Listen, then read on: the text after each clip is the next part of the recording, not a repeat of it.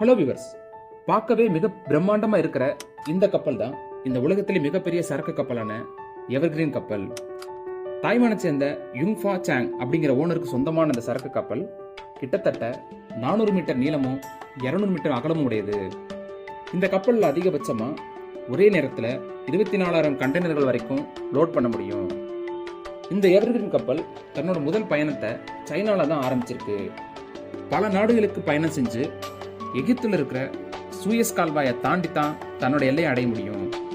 இதே மாதிரியான ஒரு கப்பல் 2021 மார்ச்ல இந்த சூயஸ் கால்வாயை கடக்கும் போது ஸ்டக் ஆகி கிட்டத்தட்ட 6 நாளைக்கு மேல அதே இடத்துல இருந்திருக்கு. இதனால பின்னாடி வர எந்த சரக்கு கப்பலும் இந்த இடத்த கிராஸ் பண்ண முடியாம மிகப்பெரிய பொருளாதார பின்னடைவே செஞ்சிருக்காங்க.